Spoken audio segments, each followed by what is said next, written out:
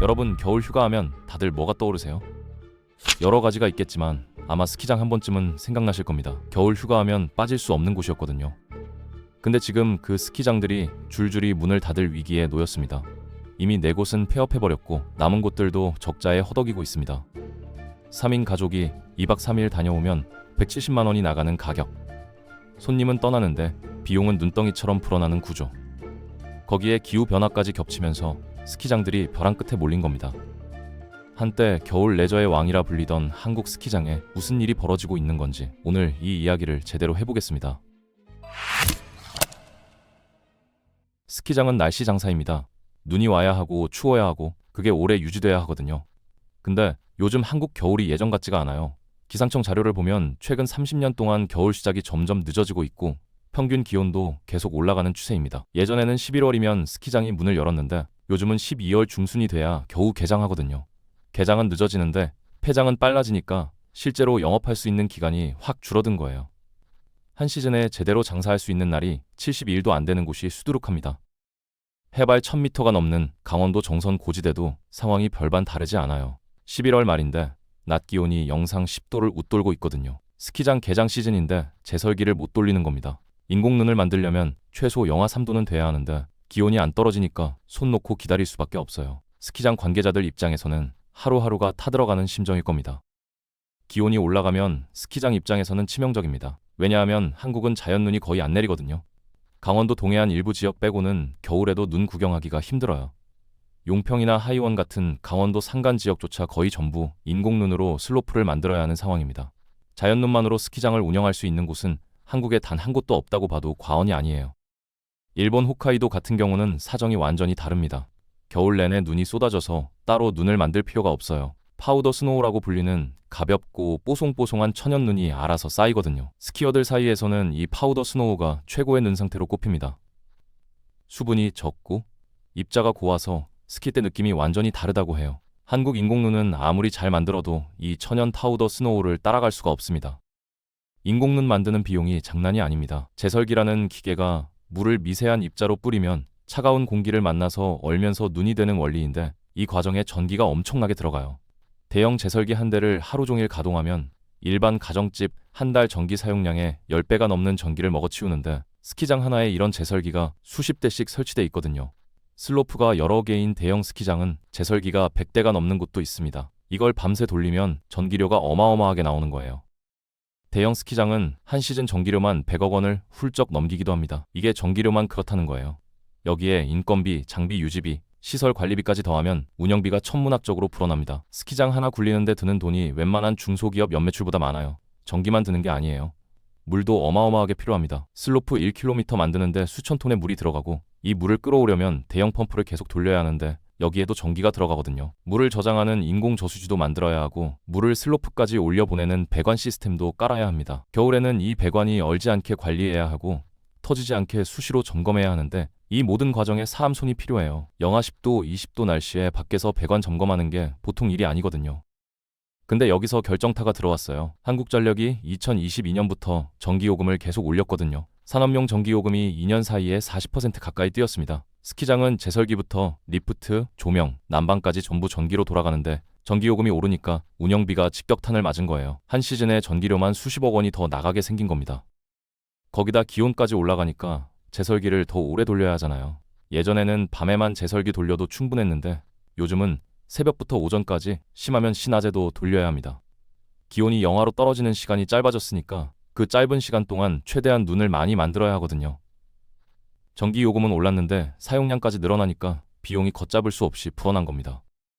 이런 현상을 기후플레이션이라고 부릅니다. 기후변화 때문에 물가가 오르는 현상인데 원래는 가뭄이나 홍수로 농산물 가격이 오르는 걸 설명할 때 쓰던 말이에요. 폭염이 오면 배추값이 뛰고 태풍이 지나가면 사과값이 오르는 것처럼요. 근데 이제 스키장에도 이게 적용되기 시작한 겁니다. 눈이 안 오니까 돈으로 눈을 만들어야 하고 그 비용이 고스란히 입장료에 붙는 구조예요. 문제는 이게 스키장 사장님들 잘못이 아니라는 거예요. 기온이 오르는 건 그분들이 막을 수 없잖아요. 전기요금이 오르는 것도 어쩔 수가 없고요. 그렇다고 손님한테 사정을 설명할 수도 없어요. 리프트권 살 때 기온 상승률이랑 전기요금 인상폭 설명하면 누가 공감하겠습니까? 손님 입장에서는 그냥 비싸졌다, 바가지다 이렇게 느낄 뿐이에요. 경영진도 선택의 여지가 없었습니다. 가격을 안 올리면 적자가 쌓이고 적자가 쌓이면 결국 폐업하거든요. 그래서 가격을 올렸는데 결과적으로 소비자들 반발만 더 거세졌어요. 진퇴양난이라는 말이 딱 맞는 상황입니다. 실제로 가격이 얼마나 올랐는지 보면요. 2015년에 스키장 리프트권 평균 가격이 하루 5만 원 정도였습니다.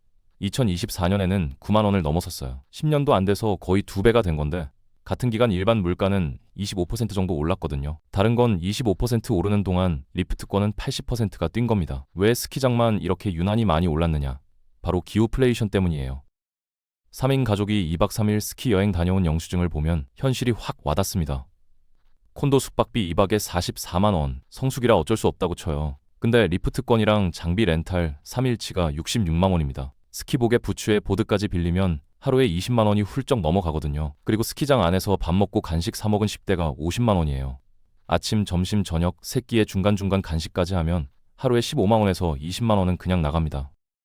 어떤 분은 식당에서 돌솥 비빔밥 한 그릇에 2만 5천 원 받는 거 보고 눈이 튀어나올 뻔했다고 해요. 라면 한 그릇이 10,000원, 커피 한 잔이 8,000원. 이게 스키장 물가입니다. 밖에서 먹으면 절반도 안 드는 음식들이 스키장 안에만 들어가면 2배, 3배로 뛰거든요. 여기에 기름값이랑 고속도로 톨비까지 더하면 총 170만 원이 나와요. 주말에 가면 200만 원도 거뜬히 넘깁니다. 이 정도면 웬만한 해외여행 비용이랑 맞먹거든요. 동남아 리조트에서 일주일 쉬다 오는 비용이랑 비슷하고 일본 스키장 3박 4일 다녀오는 거랑도 큰 차이가 없어요. 같은 돈 쓸 거면 더 좋은 눈에서 더 좋은 서비스 받으면서 타겠다는 사람들이 늘어나는 게 당연한 거죠. 인터넷 커뮤니티에 보면 스키장 가격 관련 글이 올라올 때마다 댓글이 수백 개씩 달리거든요. 대부분이 비싸다, 바가지다, 다시는 안 간다 이런 내용이에요. 특히 가족 단위 손님들이 많이 이탈했습니다. 아이들한테 겨울 스포츠 경험시켜주려고 스키장 갔다가 돈은 돈대로 깨지고 아이가 다칠까봐 불안하고 직원들은 불친절하고 좋은 추억은커녕 스트레스만 받고 왔다는 후기가 많아요. 이런 경험을 한 가족은 다음 해에 스키장 대신 다른 곳을 선택하게 됩니다. 한번 떠난 손님은 다시 안 돌아오거든요. 예전에는 시즌권 하나 사서 셔틀버스 타고 다니면서 도시락 싸먹고 1년 내내 50만 원 안쪽으로 스키 즐기는 사람들이 많았거든요. 주말마다 가도 부담이 없었어요. 지금은 완전히 다른 세상이 됐습니다. 한 번 가는데 몇십만 원씩 깨지니까 1년에 한 번 가기도 부담스러운 거예요. 초보자들은 더 힘들어요. 스키나 보드를 처음 배우는 사람들은 강습을 받아야 하잖아요. 혼자서 슬로프 내려오다가 크게 다치는 경우가 많으니까요. 근데 기본 2시간 강습이 15만 원입니다. 리조트 소속 전문 강사한테 제대로 배우려면 2시간 반에 30만 원 넘게 내야 해요. 아이들 강습비는 더 비싸서 초등학생 1명 강습 맡기면 하루에 40만 원 가까이 나가는 곳도 있습니다. 가족끼리 왔는데 부모랑 아이 둘이 같이 강습 받으면 강습비만 100만 원이에요. 이러니까 손님들이 떠나기 시작한 거예요. 한국 스키장 경영협회 자료에 따르면 2011년에서 2012년 시즌에 연간 이용객이 686만 명으로 정점을 찍었습니다. 그때는 국민 10명 중 1명꼴로 스키장을 찾았던 건데 대학생들 MT, 직장인들 워크샵, 가족 여행, 여인 데이트까지 겨울이면 다들 스키장으로 몰렸거든요. 주말에는 리프트 한 번 타려면 30분에서 1시간씩 줄을 서야 했고 콘도 예약은 몇 주 전부터 전쟁이었습니다. 스키복 입고 고글 쓰고 슬로프에서 사진 찍어서 싸이월드에 올리는 게 그 시절 겨울 낭만이었어요.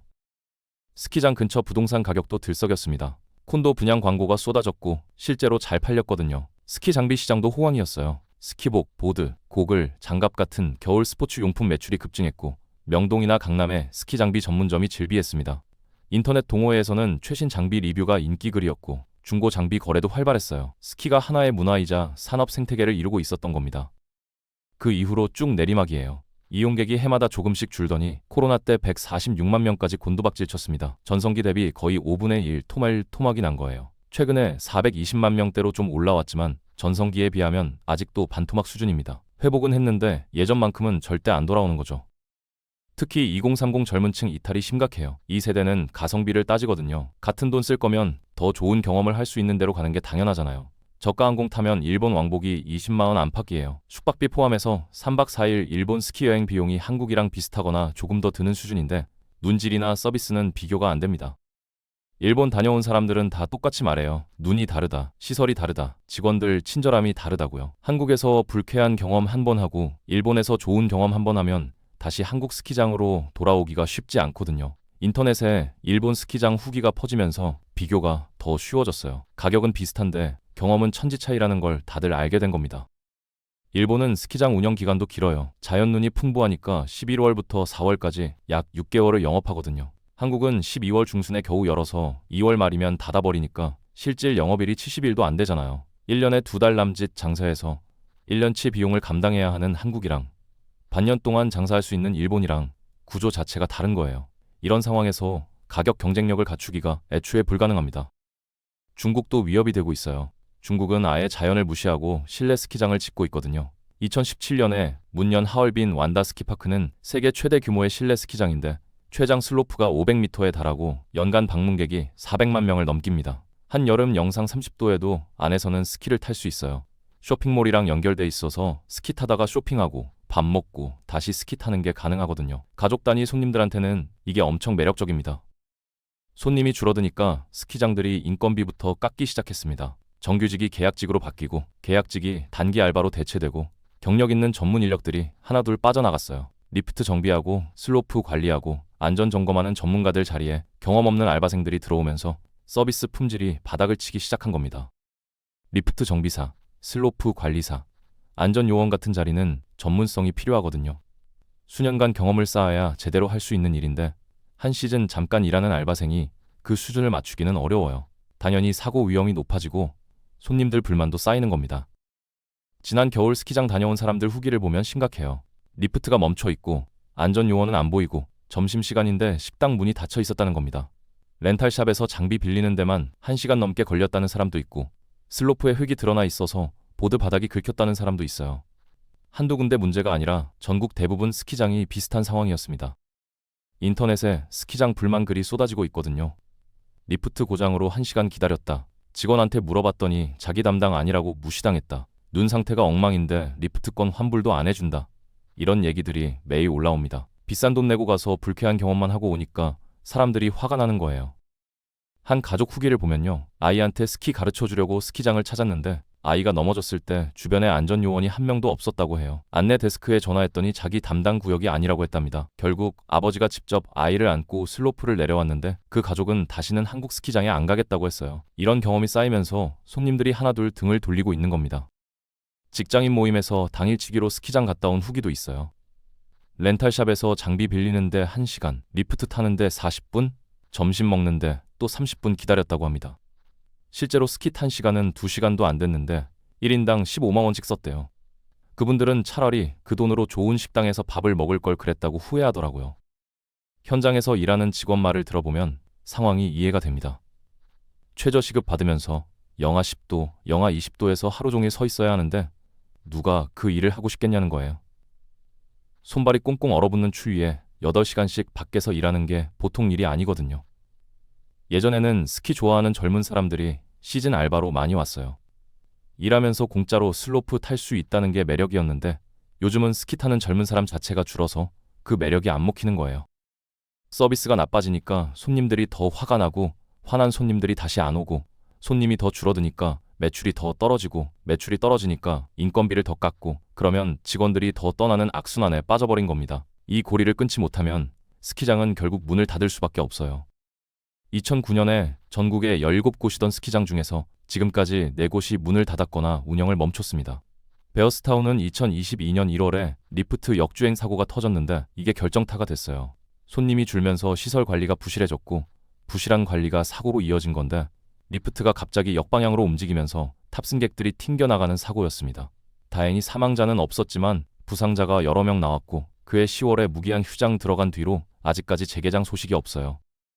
스타일 리조트, 양지파인 리조트도 비슷한 이유로 문을 닫았고요.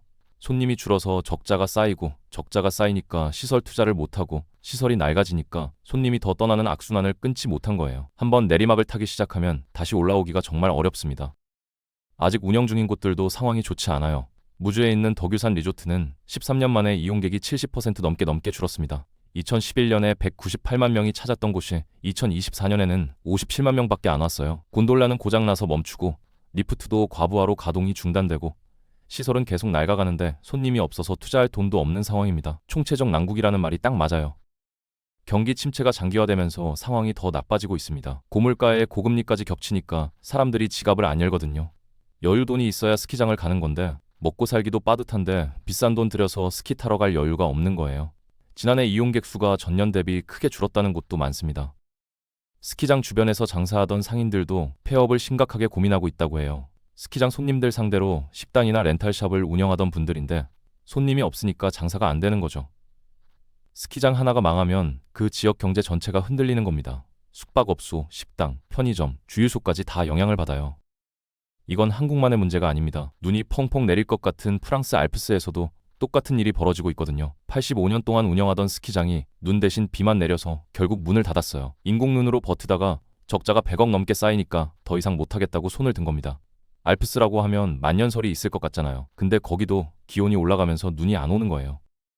유럽 전역에서 강설량이 급격히 줄고 인공눈 비용은 치솟으면서 스키장들이 줄줄이 폐쇄되고 있어요. 스위스, 이탈리아, 오스트리아 할 것 없이 다 똑같은 상황입니다. 기후변화 앞에서는 알프스도 예외가 아닌 거죠.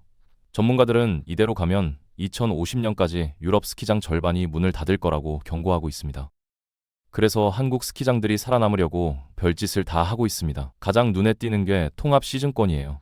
2024년 시즌에 5개 스키장이 뭉쳐서 XO 시즌 패스를 내놨거든요. 용평, 하이원, 웰리 힐리파크, 엘리시안 강촌, O2 리조트를 하나의 시즌권으로 이용할 수 있는 건데 할인받으면 30만 원대 후반에 살 수 있습니다.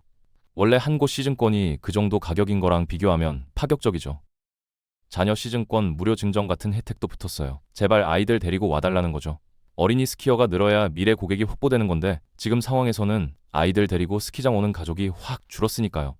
근데 이게 소비자한테 좋은 일처럼 보여도 실상은 달라요. 손해보면서 파는 거나 다름없거든요. 손님이 너무 없어서 어떻게든 사람을 끌어모으려는 최후의 몸부림인 겁니다. 슬로프가 텅텅 비어있는 것보다는 사람이라도 있는 게 낫고 일단 사람이 오면 식당이랑 렌탈이랑 숙박에서 추가로 돈을 쓰니까 리프트권에서 못 버는 돈을 거기서 뽑아보자는 전략이에요.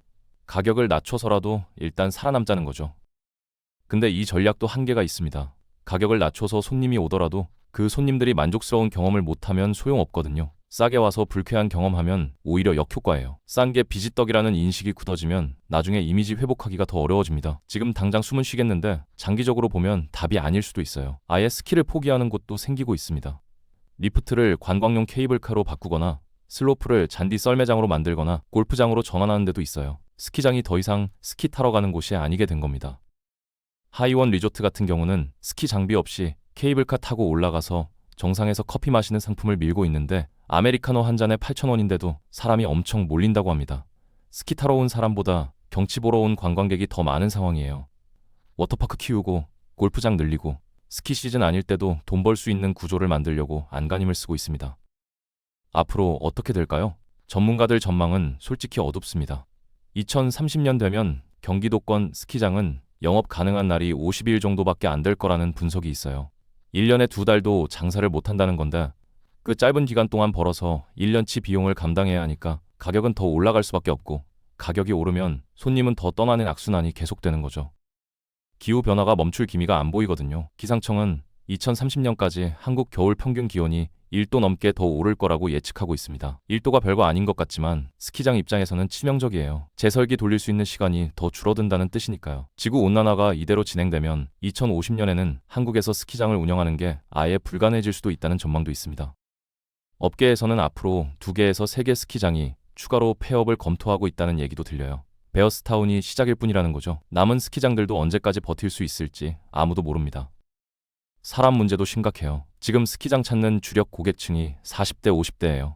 예전에 스키 전성기 때 스키 배웠던 세대들이 아직까지 가는 건데 2030 세대, 새로운 유입이 끊긴 지 오래됐거든요. 요즘 젊은 사람들은 춥고 비싸고 배우기 어려운 스키를 굳이 안 타요. 따뜻한 데서 놀거나 해외로 떠나지 국내 스키장을 고집할 이유가 없는 거죠. 요즘 청년들은 결혼이랑 출산에서 점점 멀어지고 있잖아요. 가족 단위 스키 여행객이 줄어드는 건 당연한 거예요. 출산율이 바닥을 치는데 미래 스키어가 어디서 나오겠습니까? 게다가 요즘 젊은 세대는 게임이나 실내 스포츠 같은 대한 레저가 많거든요. 굳이 멀리까지 가서 추위에 떨면서 스키를 탈 필요가 없는 거예요. 일본이 겪은 길을 한국도 똑같이 따라가고 있는 겁니다. 일본도 젊은 층 인구가 줄면서 스키장 절반이 문을 닫았거든요.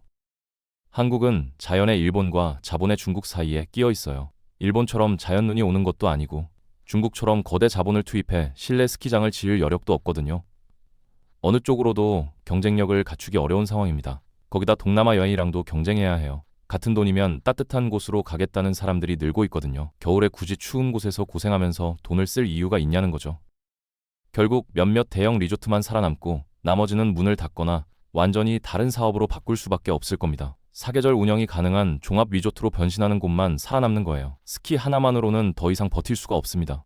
일본처럼 폐업한 스키장이 흉물로 남는 일이 우리 강원도 산골에서도 벌어질 수 있다는 얘기입니다. 한국 스키장이 무너지는 건 단순히 스키 산업만의 문제가 아닙니다. 기후변화가 실제로 우리 경제에 영향을 미치기 시작했다는 신호거든요. 날씨가 바뀌면서 비용이 오르고 오른 비용이 가격에 붙고 가격이 올라서 손님이 떠나는 이 구조가 다른 산업에서도 똑같이 나타날 수 있어요. 겨울 의류산업, 난방산업, 농업까지 기후변화 앞에서는 다 영향을 받습니다. 스키장은 그 첫 번째 희생양인 겁니다. 우리가 기억하는 겨울이 서서히 사라지고 있습니다. 눈 내리는 슬로프에서 신나게 내려오던 그 겨울, 다음 세대는 경험하지 못할 수도 있어요. 어릴 때 눈사람 만들고 썰매 타던 추억, 친구들이랑 스키장에서 넘어지면서 웃던 그 시간들이 점점 희미해지고 있습니다. 스키장 몰락에서 우리가 배울 수 있는 게 있어요. 자연에 기대는 산업은 자연이 변하면 함께 흔들린다는 겁니다. 한국 스키장은 추운 겨울과 눈에 의존했는데 그 전제가 무너지니까 산업 전체가 휘청이고 있잖아요. 비슷한 일이 다른 산업에서도 일어날 수 있습니다. 에너지, 농업, 관광, 어떤 산업이든 기후의 영향을 받거든요. 올겨울 여러분은 스키장에 가실 건가요? 170만 원 들고 국내 스키장을 갈 건지 아니면 비슷한 돈으로 해외로 떠날 건지 선택은 여러분 몫입니다.